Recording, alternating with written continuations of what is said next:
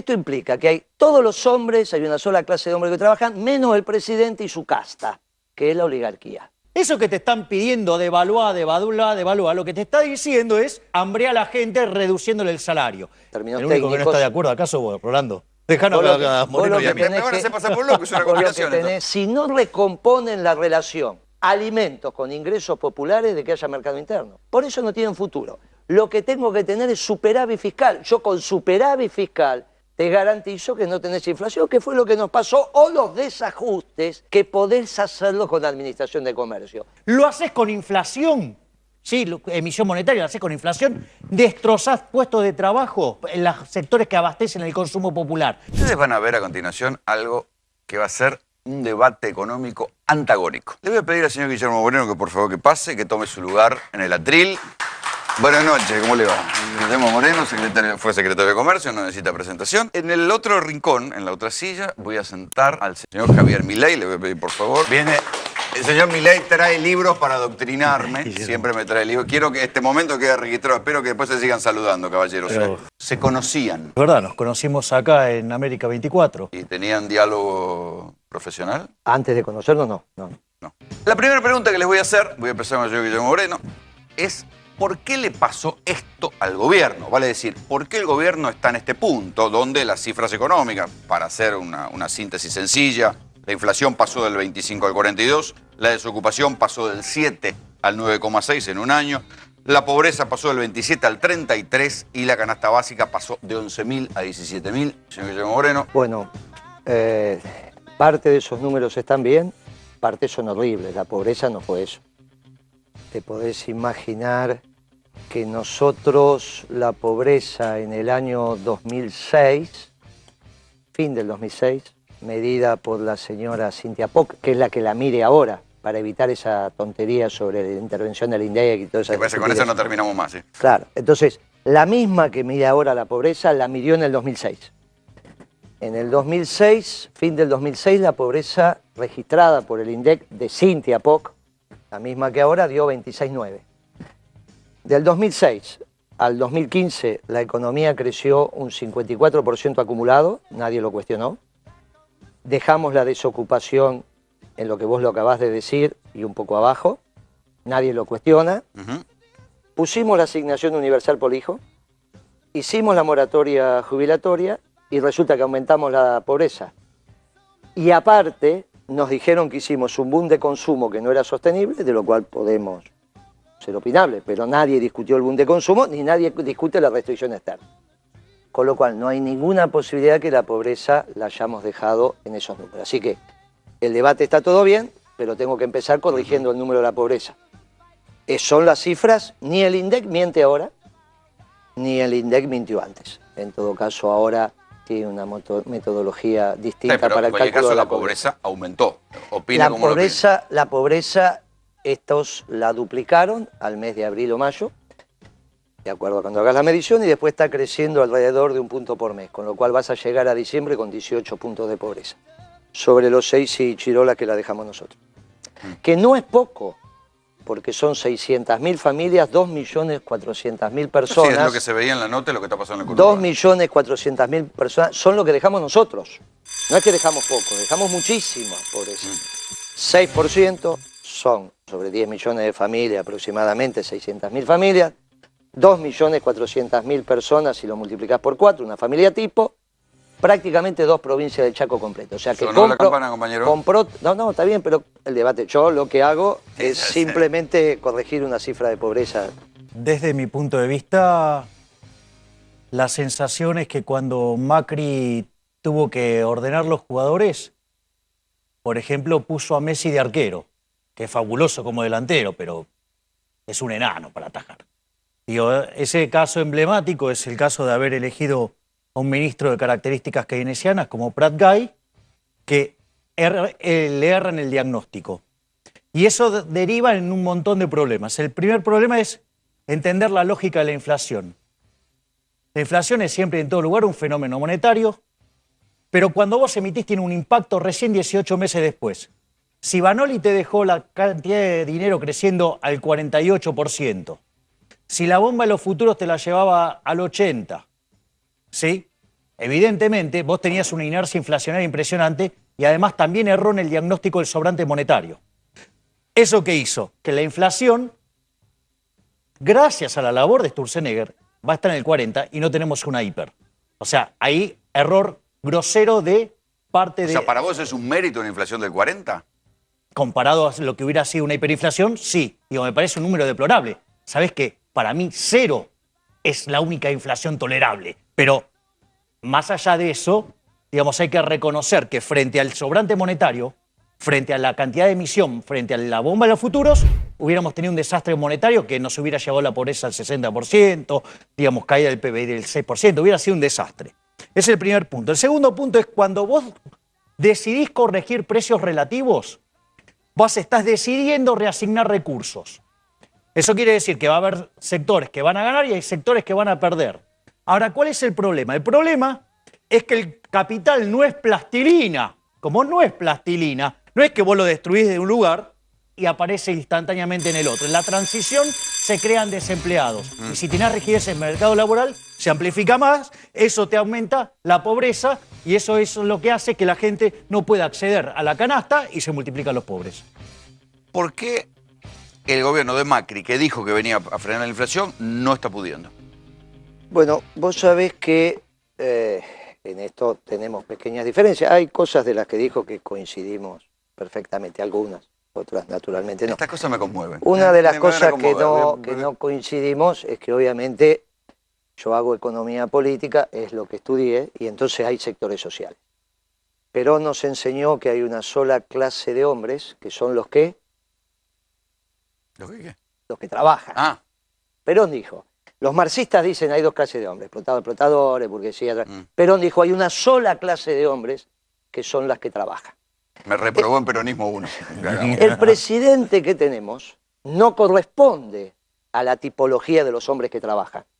Bosteza en los actos públicos, siempre vivió de Franco, y fui criado... Es la patria contratista. Y fue, no, porque eso hasta podían trabajar, mal, pero podían trabajar. No, siempre vivió de, no confunda padre con hijo, siempre vivió de Franco, bosteza en los actos patrios, y fue criado por los Blanco Villegas. Esto implica que hay todos los hombres, hay una sola clase de hombres que trabajan, menos el presidente y su casta, que es la oligarquía. ¿La oligarquía quién es? La oligarquía en la Argentina, los dueños de la tierra. Que desde que es chiquito, la mamá le dijo, nene, ¿cómo fue tu mamá? Si alguna vez llegás a algo, hacé tal cosa. A este le dijeron, si alguna vez llegás a algo, solucionar el problema del campo. Ahora, el campo para él no es la yerba, el té, la gallina. El campo para él es trigo, maíz y soja. Llegó a hacer algo y como tenía el mandato familiar de las 1000 familias oligarcas pasado por la madre, ¿qué solucionó? Maíz, trigo y soja. ¿Qué hizo? Bajó la retención. ¿Con eso qué generó?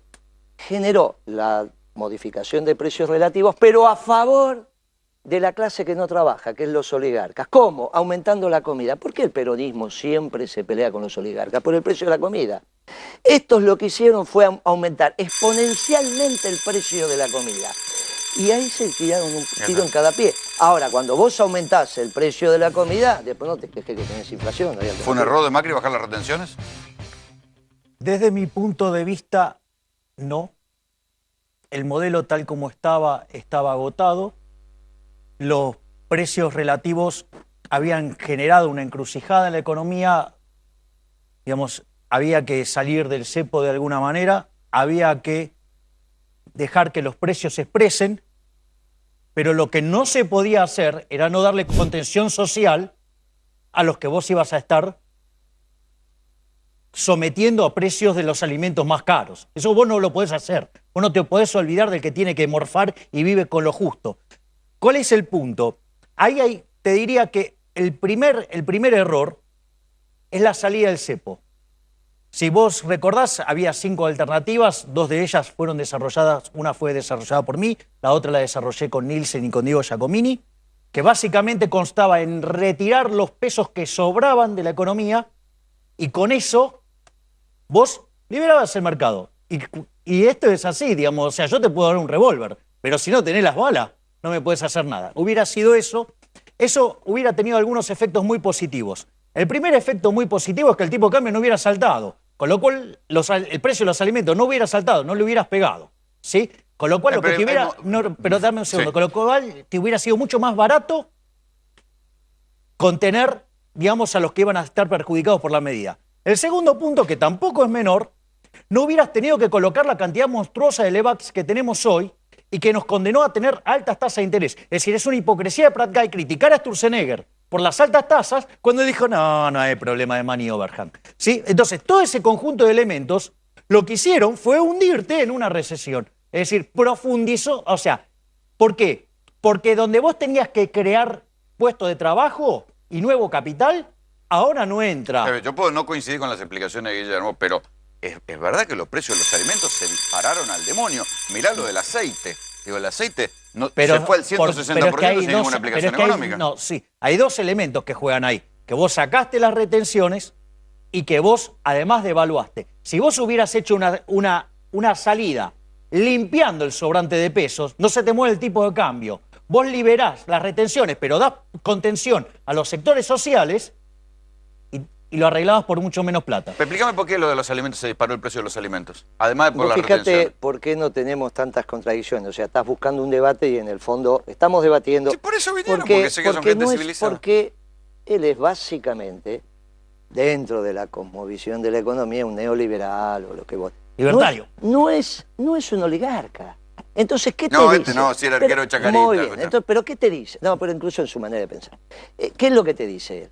Miren, vos le preguntaste por la retención y él fue por el lado de la devaluación. ¿Está bien? Vos le preguntaste, hay que sacar la retención y él arrancó con el tema de la devaluación. Se secaba la plata, que tensaba el tipo de cambio, entonces no había... Y no le servía a la oligarquía. ¿Qué le necesitaba a la oligarquía? Una bruta devaluación y sacar las retenciones. ¿Qué fue lo que hizo? Hizo eso. Si el precio, vos comprabas... Pero el campo dicen que es el único sector reactivado por ahí. El campo no, lo que te acabo de decir. Que Bueno. Bueno, no, pero entonces seamos precisos. La pampa húmeda. Bueno, en la zona núclea, trigo, maíz y soja. Todo lo demás está fuera de juego. Para atrás. Bueno, entonces, el precio internacional era 100. Vos tenías una retención promedio de 80 en el mercado interno, de 20, el mercado interno era 80. ¿Está bien? Punto 8 sobre los 100 porque tenías 20 de retenciones. Vos, lo que antes comprabas a 80 en el mercado y en términos internacionales era 100, le metiste 60 de devaluación y encima Le le bajaste los sacaste las impuestos. retenciones. O sea que de 80 fue a 100 por las retenciones, de arriba para abajo 20, de abajo para arriba 25, eso te acordás de cuando eras tiendero, y después le metiste 60 de devaluación. Lo de 80 lo pasaste a pagar 160. ¿Qué me preguntaste por qué aumentó la comida? ¿Te parece poca explicación? Pero eso fue Pero a los 15 días. El aceite, explícame lo del ¿Y aceite. cómo? Y si el aceite es para su precio internacional. Antes vos tenías 35 de retenciones, ahora tenés 30. Tenías una devaluación que no tenías y ahora la tenés. Esta es una pregunta para mi ley. La respuesta es la misma. No, Sí, la espera, respuesta no. Más lo que No. te subió el precio No, internacional, vos que tenés sos el número. Te gusta la economía clásica. Explícame por qué. No, a mí yo soy clásico. Él es el clásico, No, yo este soy es austríaco. neoclásico. Es Me austríaco. vuelven loco. este. Bueno, no ¿Qué- importa. ¿qué Vos querés? que crees en el mercado. Yo soy peronista, La somos Argen- clásicos. La Argentina tiene el mayor complejo aceitero del mundo. Produce aceite a cagarse. Y aumentaron los precios. En lugar de venderlo más Porque barato. es la Acá paridad, bajó la paridad de exportación. bajó la demanda y... Pero claro, lo que pasa es que digo, vos arbitrás los precios. Es decir, justamente. Es decir, a ver, Rolando, vamos a hacer fácil. Mira, te lo voy a poner con un ejemplo. Eso es lo que quiero. A ver, vos podés trabajar acá por, no sé, X plata. Pero Ahora bueno, vi- ¿qué vas a decir? ¿Me ahora- vas a bajar el sueldo? Ahora viene, no iba a decir un número, digamos, $1.000.000. No, no, y, ni soñando. y viene un tipo y te dice, che, Rolando, ¿y vos te gusta trabajar acá? Y todo te dice, che, tengo 10 palos verdes. Ya sé. Salud y me fui a la Y mierda. bueno, a ver, si vos podés vender a 10, ¿por qué vas a vender a 5? Esa es la lógica. El precio Es de decir, paridad de exportación.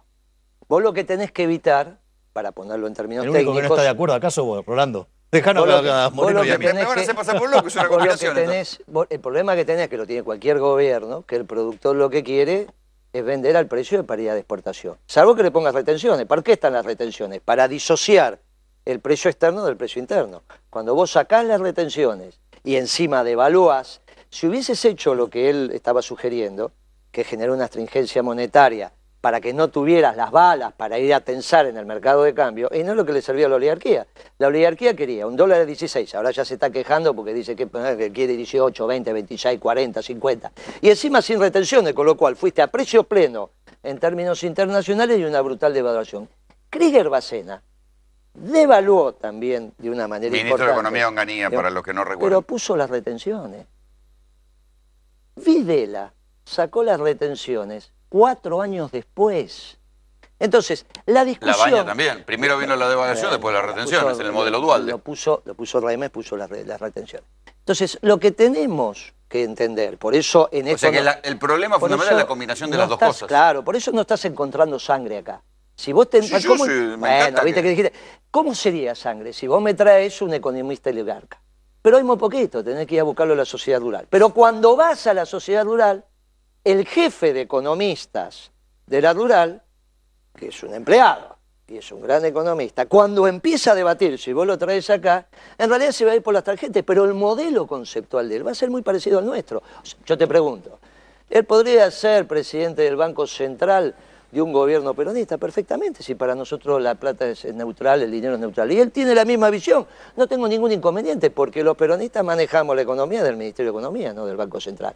Cuando en nuestro gobierno se quiso utilizar el Banco Central como no se tenía que utilizar, es uno de los elementos que sentadito ahí te dije que nos equivocamos. Pero no fue error del peronismo, buscarlo por otro lado. En general, los errores que pudimos haber cometido no los buscás en la cantera del peronismo. Y en esto, en este esquema que tenés ahora, que ni siquiera es un modelo ni un programa, esto es un experimento. Este es experimento Macri. Un experimento. Este es un experimento, porque no tiene consistencia interna, por lo que él mismo dijo y decimos y te lo vengo diciendo desde diciembre. Este experimento, la pregunta es si tiene la posibilidad de continuar o no. O sea, ¿por qué se deprime Macri? ¿Y por qué ve que no le sale? ¿Y por qué? ¿Y tiene futuro? Y no tiene futuro. ¿No tiene futuro? No. Desafortunadamente no. Esto me está volviendo loco. Esto. Y me voy a ¿En qué momento me retiro? Me voy a basar en tres elementos. Actividad, con su impacto en empleo. Me voy a basar en el frente fiscal y en el frente monetario. En lo que tiene que ver con el nivel de actividad, los números están viniendo verdaderamente muy mal, muy mal. Yo tengo hecho... Pero vos decís, el crecimiento de la deuda interna y la externa... No estoy hablando de actividad económica.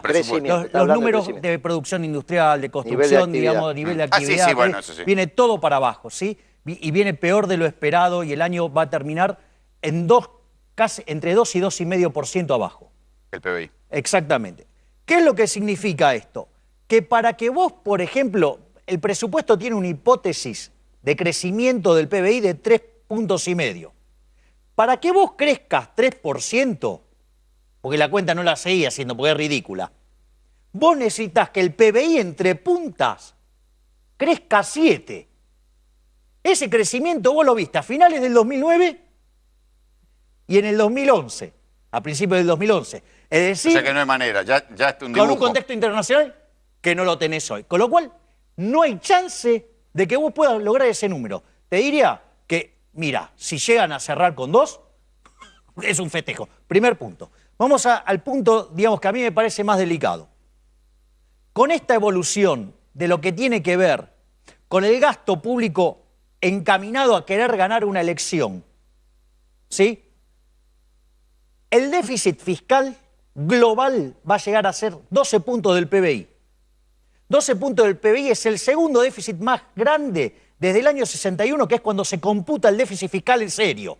Es decir, el más grande fue en el Rodrigazo en el 75 con 14, la tablita con 11, 81-82, en la hiper del 89... ¿Coincidís con estos números? Pero cuando él habla del Rodrigazo, habla del instante. Sí, sí. Acá está hablando de una permanente.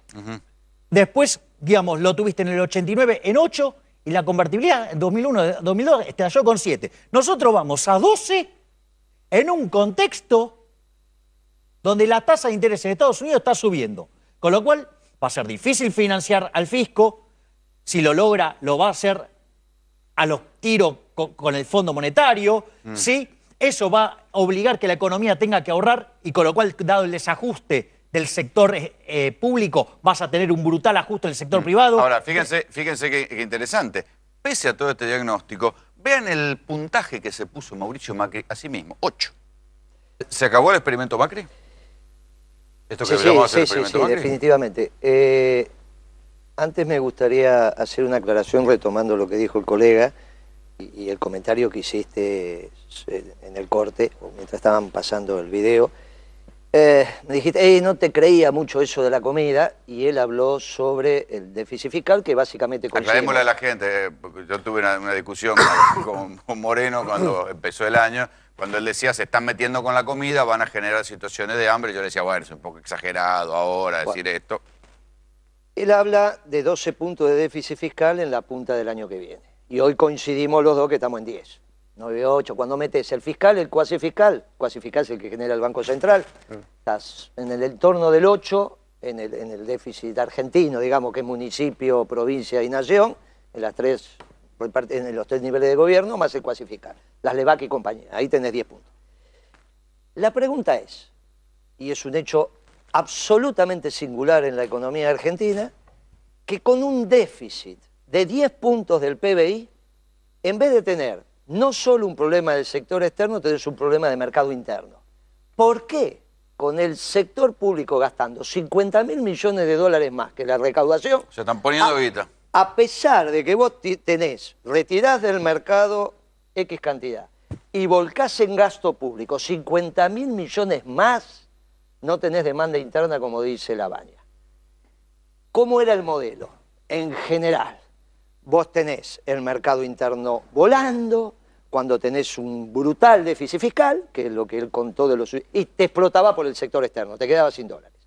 Ahora tenés... ¿Qué fue lo que les pasó a ustedes? Sí, nos ha pasado. Vos tenés ahora un brutal déficit fiscal y no tenés mercado interno. ¿Cómo se explica? Digamos, lo que dice Labaña como caracterización. No tiene mercado interno, no tiene mercado externo. Que no hay mercado externo está clarísimo. Tenés una cola de 7 horas para pasar a Chile. No necesitas ninguna explicación técnica. ¿Por qué no tenés mercado interno volando el déficit fiscal? ¿Y saben por qué? Por el precio de la comida.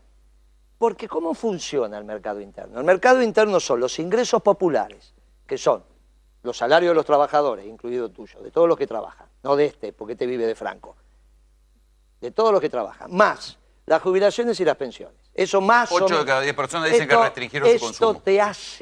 Esto te hace los ingresos populares. Cuando reciben el ingreso popular, separan mentalmente lo que vas a gastar en comida en el periodo hasta que vuelvas a recibir el ingreso. Mensual, quincenal o semanal, ¿está bien? Si lo que separás no te deja margen, porque aumentó brutalmente el precio de la comida, no tenés resto para gastar en el resto de los productos.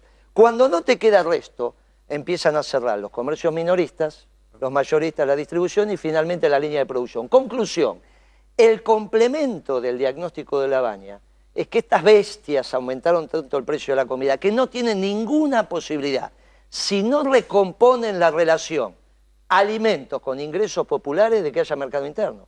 Por eso no tienen futuro. No tienen futuro. ¿Qué debería hacer el gobierno? Vos que todavía, en algún momento lo miraste con... O sea, por lo menos respetás al Banco Central. Solo al Banco Central. Desde mi punto de vista, Argentina, el gran dilema que tiene y por el cual no es competitivo tiene que ver con la escandalosa presencia del sector público dentro de la economía. Desde mi punto de vista, la competitividad tenés factores que son externos y factores domésticos. Los externos, tasa de interés... Pero ahora esa presencia del sector público es ineficiente. Bueno, por eso. No hay Entonces, duda. por eso, No hay duda. el sector externo no te ayuda. Y en el plano doméstico tenés un gasto público exageradamente alto y una brutal ineficiencia y un costo del capital, o sea, una tasa de interés derivada de esta pésima política fiscal, ¿sí?, que nos conduce a que en el 2018 estemos al borde del precipicio, y hay algunos que quieren empujarnos.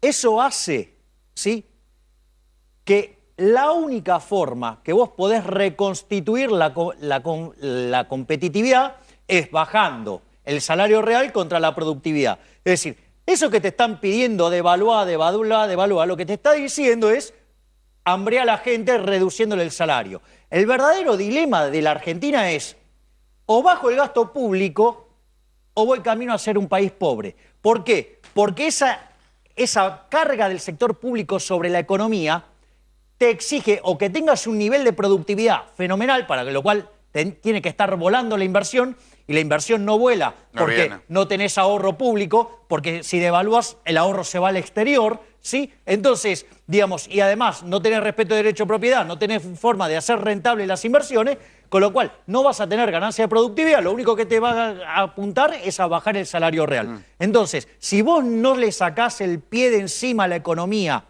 por parte del sector público, este país es inviable. Tiene destino el país africano. A ver, ¿tienen los planes sociales? La verdad es que yo, digamos, sirve como si fuera una herramienta únicamente transitoria y donde vos podés alinear los incentivos para que la gente salga. Esta de no te doy de comer, te enseño a pescar, ¿sí? Porque si no, digamos, no funciona. Si no, digo, lo que te trae son más pobreza. Igual, me parece que las cuestiones que tienen que ver con la demografía, me parece que es un análisis muy básico, porque en realidad cuando vos mirás los procesos de transición demográfica en todo el mundo, vos en la medida que te vas desarrollando, aumenta el costo de oportunidad de traer hijos al mundo, entonces, digamos, se van perfeccionando los métodos de fertilización, digamos, va cayendo la tasa de crecimiento de la población, digamos, esto está estudiado. Cuando vos tenés gente que está viviendo ya en las condiciones del siglo XIX, lo lógico es que te explote la cantidad de gente. O sea, digo, ya como un mecanismo por el cual tenías hijos para mantener el morfi. Es decir, si además hay un programa, no es que lo hace por el programa, tiene que ver con la lógica del retroceso cultural que estamos teniendo en algunas zonas del país. Tiene que ver con eso. Me parece que eso es muy grave. Entonces no lo podemos tratar superficialmente sin entender la lógica que vos tenés parte de la Argentina que vive en el siglo XIX, los excluidos, parte en el XX, una partecita en el XXI. Entonces, es muy complejo. Entonces, hay que encontrar algunos mecanismos por los cuales vos le tenés que dar transitoriamente una contención para que pueda salir. Volviendo al tema... Planes, ¿qué hacemos con los planes? Bien. Vos imaginate que ese déficit fiscal que él correctamente está señalando está siendo financiado hoy, parte por endeudamiento externo y parte por el sector privado. El único que está haciendo ajuste es el sector privado. Claro. Estos que venían a maximizar el sector privado en contra del sector público hicieron las cosas absolutamente al revés porque son unas bestias. Ahora, ¿qué pasa? El sector privado es el que tiene la obligación de generar el empleo. Si no es empleo público, no hay ninguna otra alternativa, sea con planes, sea lo que sea. Con lo cual, están haciendo un modelo oligárquico donde el sector privado financia este déficit fiscal de los oligarcas para que ellos se la lleven toda a través del precio de los alimentos y por lo tanto te quedas sin mercado interno. ¿Cómo se resuelve esto en términos políticos? Todos contra las 1000 familias. Por eso acá no hay sangre y allá no hay sangre. Ninguno es oligarca. En la medida que son 1000 familias, ¿vos querés saber cuáles son las 1000 familias? Se murió una señora, Blaquier, el lunes. Agarrá los avisos fúnebres. Y hubo un aviso, aparte de todo lo demás, yo no sé cómo se pusieron de acuerdo, una brucha fúnebre que medía 25 centímetros, más que mi cuarta. Pero ¿cómo puede ser? Nosotros no nos ponemos de acuerdo por un problema, ellos se pusieron todos de acuerdo, pero ahí tenés las 1000 familias. Son solo 1000 familias, todos contra las 1000 familias. ¿Cómo se resuelve esto? El peronismo haciendo lo que tiene que hacer, que es productos buenos, baratos y bonitos, que es lo que estaba planteando él en temas de productividad. Él te lo dice de una manera, los peronistas decimos, mire, ¿qué le decimos a la gente? Mira, hay que volver a fabricar productos buenos, baratos y bonitos. Hay que montar la productividad, no hay ninguna duda. ¿Quién se tiene que llevar el beneficio del aumento de la productividad? Hay dos opciones. O lo repartís, lo cual implicaría que perdimos el debate con los marxistas porque aumentamos la plusvalía relativa. Después llamás a alguno de los nuestros y te lo explica bien lo que es. O se la llevan los trabajadores. El 100% del aumento de productividad se lo tienen que llevar los trabajadores. Eso solo lo puede hacer el peronismo. Por eso somos el futuro. Somos el futuro porque somos lo que podemos hacer, productos buenos, baratos y bonitos. Y somos el futuro porque hace 4 años atrás que empezamos a hacer la Administración de Comercio Exterior, que cuando nos decían que éramos los antiguos, ahora el que ganó en Estados Unidos va a hacer las políticas. En ese aspecto que hacíamos nosotros. Sí. Somos el futuro. Este quería, termino y los dejo, este quería hacer un túnel, atravesar los Andes, aprovechar la trocha angosta del Belgrano de acá, la trocha angosta de los chilenos y salir para el Pacífico, por el famoso Acuerdo del Pacífico. El que fue el mentor del Acuerdo del Pacífico, que fue el gobierno norteamericano, el futuro dice me retiro. Con lo cual ahí se deprimió, se quedó sin futuro. ¿Qué era el futuro? Administrar el comercio exterior. ¿Quién lo hizo? Lo hizo el gobierno peronista. ¿Qué es el futuro? El peronismo. ¿Quién va a ganar las elecciones? O sea, Él te divide. ¿le gusta Trump? Él te divide, en el aspecto de administración del comercio no hay duda. Él te divide entre Massa y Cristina. Y yo digo, muchachos, si nos juntamos el peronismo, ¿estamos en el 60 o en el 70? Sí, seguro, eso es ¿En cuánto? histórico. No, pero, Por permítame hacer una supuesto, pregunta. si hubiera Si nos una juntamos, interna si no peronista, si eso hay no una va a mesa, pasar, Quinta, hay una, los peronistas somos bravos. Hay una mesa. Nos sentamos todos en la mesa y elegimos lo que consideramos que son los mejores candidatos. ¿Cuántos sacamos? ¿60 o 70% la provincia? 60% total país. El No, peronismo siempre... provincia. 60%. Sí, De después piso, Tomás también. de piso, 65%. porque encima, siendo el futuro, ya tenés 10 puntos porque caballo ganador se lleva 10. Por lo tanto, nos unimos y estamos en el 70. Después se matan gobernando. No, lo ponemos él en el presidente del Banco Central y está Vamos, bien. listo. Yo te ¿Por qué firmo sigue habiendo 60, fuga de Guillermo, capital? Sí, ¿qué? Yo te firmo 60, no 70. Bueno, pero bueno, ahí te está bajó bien. de Yo te Tetánico haciendo un compro. 10. 60-40. Le ganamos por el ¿Por qué 50%. sigue siendo negocio sacar la guita del país? Bueno, porque ahí hay... Porque era durante el kirchnerismo y ahora también. No, igual quiero ir sobre un punto que levantó Moreno y que, digamos, que vale para los libertarios también. O sea, los libertarios consideran que los factores reciben el valor de su producto marginal. Es decir, quiere decir que el trabajador se va a llevar en función de lo que trabaja y en función de lo bueno que es el producto sirviendo al prójimo. O sea que es un sistema justo también el libertario. O sea, no es que se queda con nada de nadie. Reparte acorde a cómo satisfaces al prójimo y acorde lo productivo que sos. Sí, con Y esa- una pequeña pregunta. Yo estoy de acuerdo con eso, pero en ese modelo no hay oligarquía. No hay retribución al título de propiedad. Este modelo retribuye al título de propiedad por encima de cualquiera. Nosotros no lo retribuimos porque somos clásicos. Él tampoco. Entonces los dos tenemos un problema, que son las familias oligarcas. Y lo podemos ¿Qué resolver lo de llaman los manera empresarios? Ahora, ese por un lado. Por otro lado, lo que vos estás viendo... conjunta. Por un lado es que me dio la razón, ¿eh? No lo va a reconocer. Lo que vos estás viendo es que los dólares que entran para... A ver, cuando vos haces un proceso de estabilización, ¿sí?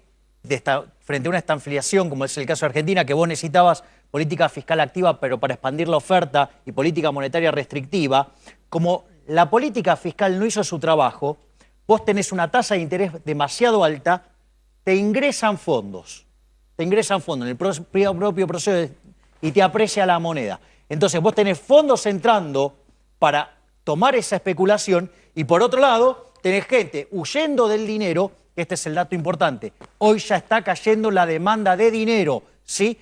Y fíjate, no lo que fue esta última licitación, sino que fue la licitación anterior, entraron 7.000 millones de dólares al sistema. El Banco Central chupó casi 30.000 millones de pesos. Y en ese contexto, aún así, la demanda de dinero se cayó tanto que el precio del dólar subió. ¿Qué quiere decir? 12.000 millones de dólares de fuga de capitales. Claro, exactamente, está fugando a un ritmo de 1.000 millones. Pero lo que yo creo es que, dado el deterioro de la economía, dado la sucesión impresionante de errores del gobierno, se limó la confianza, aumentaron las expectativas de inflación. Los que están adentro ya la conocen esta historia. Vos sabés que va el Titanic contra el iceberg. Y vos sabés que siempre se hundió el Titanic, que nunca le ganó el iceberg. Acá tenés uno loco que dice, dale, dale que lo volteamos, dale que lo volteamos. ¿Y sabés lo que va a pasar, Rolando? Va a ganar el iceberg. Y los argentinos eso ya lo sabemos. Entonces, ¿sabés cómo se llama? Digamos, el botecito. Dólares. ¿Y qué sabe que compra la gente? Dólares. Y ahí tenés la fuga.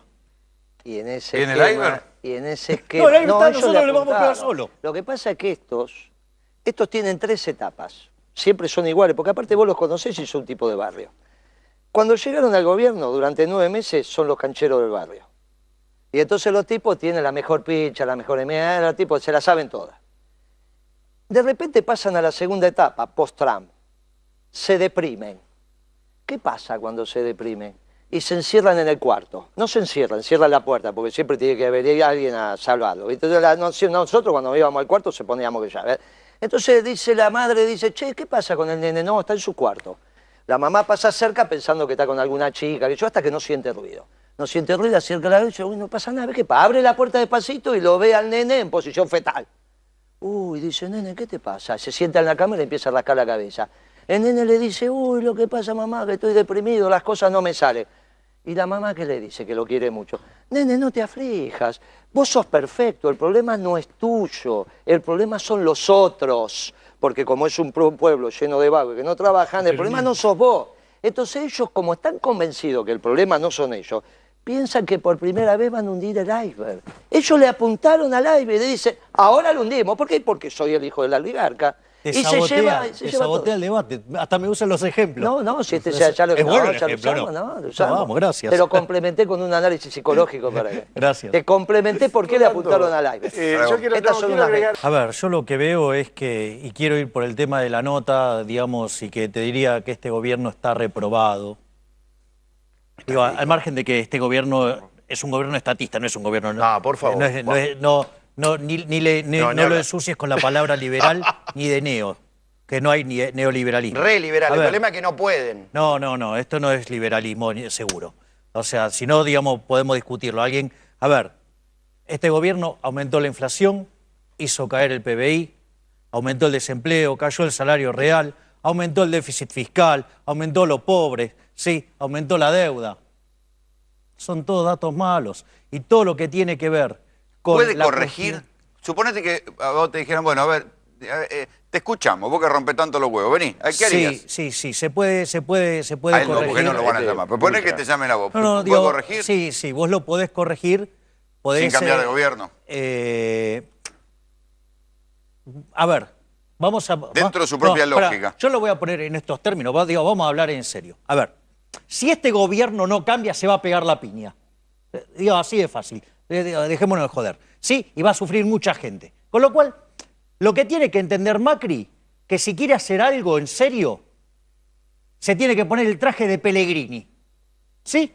Y agarrar y enfrentar la crisis. Y decir, miren, muchachos, ¿saben qué? Yo lo que voy a hacer es volver a poner al país en orden de acá a cuando me voy. Y después de esto, digo, no te queda otra que irte. Digo, Pellegrini, el día que se fue, ¿sí? Salió con la galera, le dijeron, ¿lo llevamos hasta su casa? No, me voy caminando. Le dije, pero mira que hay gente. Y se calzó la galera, bajó las escalinatas del Congreso y lo insultaron de arriba abajo.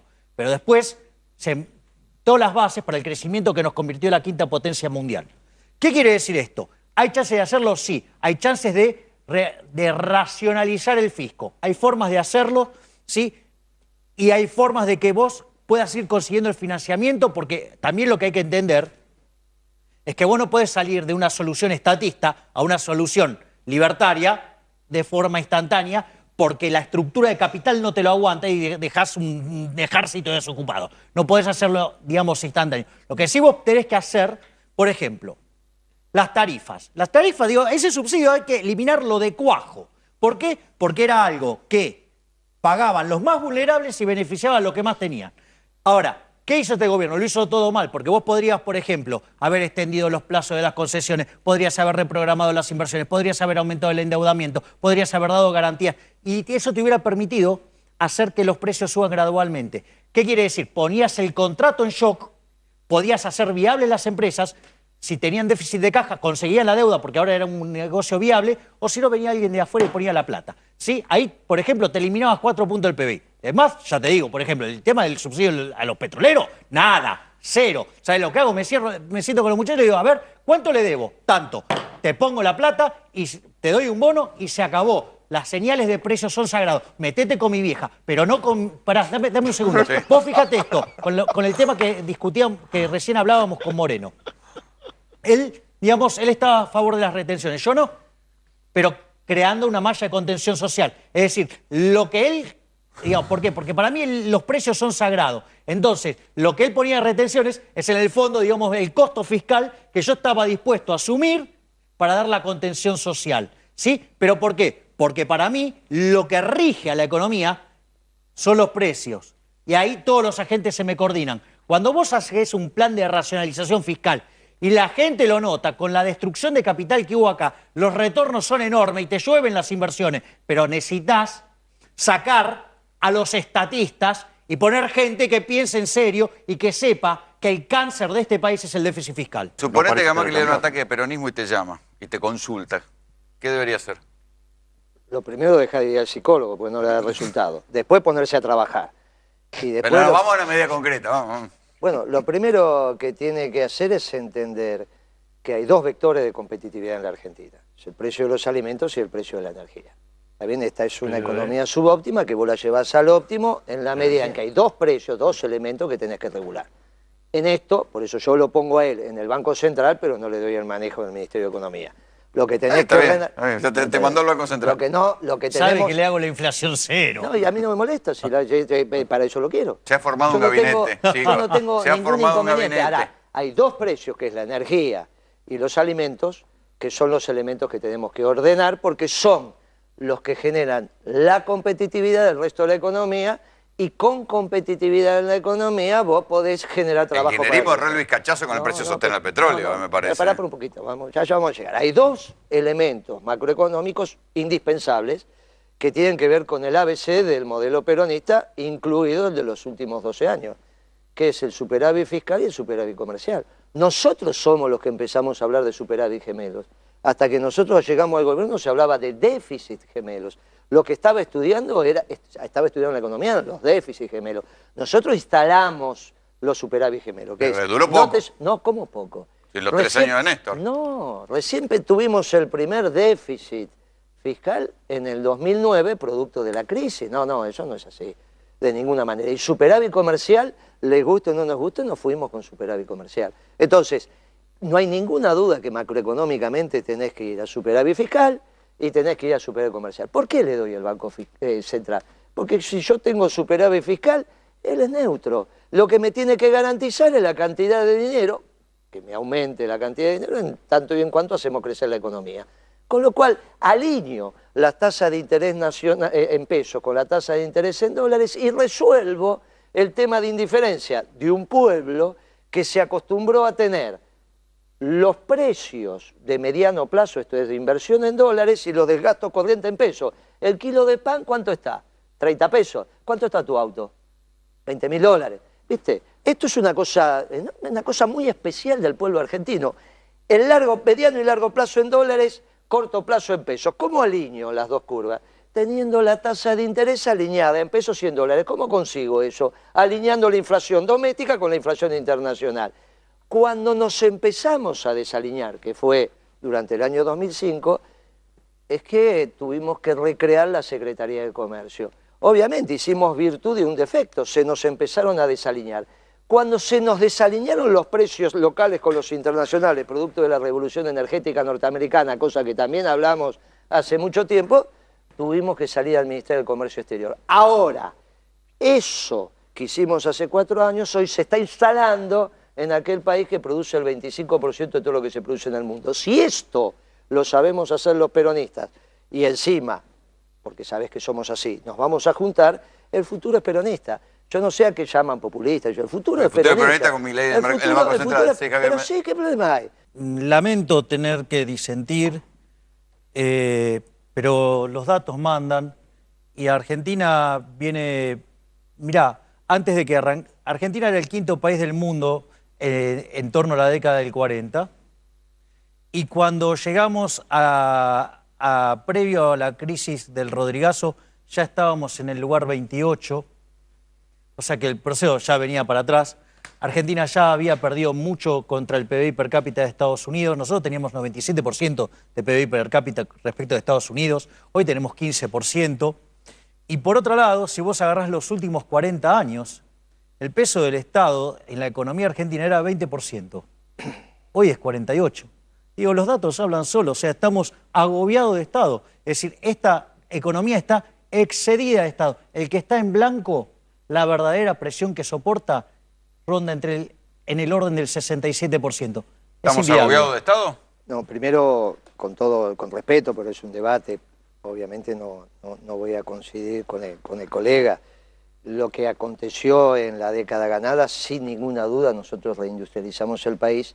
Lo que pasa es que por un esquema estadístico, tomes base 93 o tomes base 2004, y al haber aumentado tanto la producción agropecuaria en nuestra administración, el porcentaje de la industria en el PBI es como que te quedó relativamente pequeño, hablando del 20%. Frente al boom agropecuario. Pero no es que no industrialice. Si vos tomaras la estructura económica con los precios del 80, no los del 93 y mucho menos los del 2004, que es como se calcula, te daría el impacto contundente de la industrialización. Por eso ahora la tasa de desocupación que estás teniendo es producto del desempleo en el sector manufacturero. No es que vos tenías a la UIA diciendo, tenías a la UIA, pero no tenías a la UIA diciendo, no hay una política proindustrial.